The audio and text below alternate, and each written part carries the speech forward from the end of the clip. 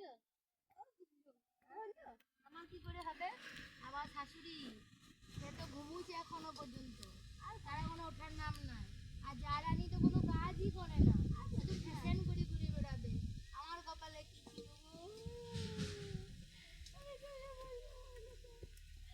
আর বলিস না, মা তো বলবি।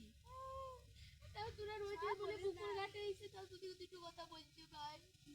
কি আর বলবো বল?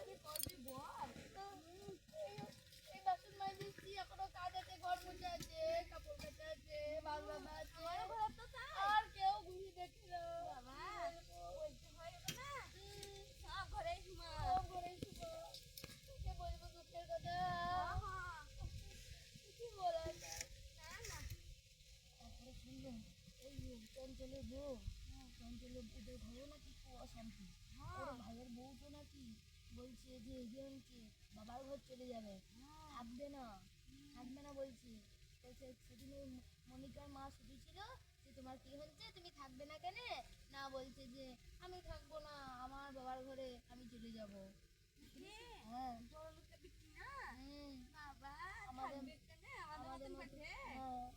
আমাদের মতো নয়। কখন আসবে রে?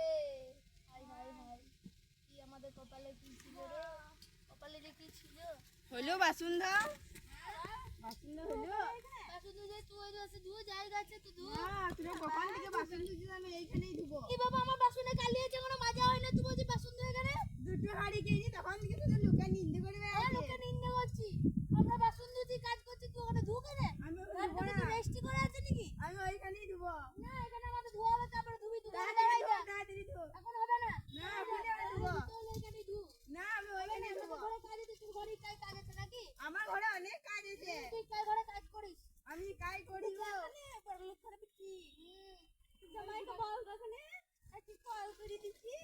তাড়াতাড়ি ধুবো, আমি বাসন ধুবো। হবে না এখন, ঘরে ধোয়া হবে, তারপরে তো ধুবি।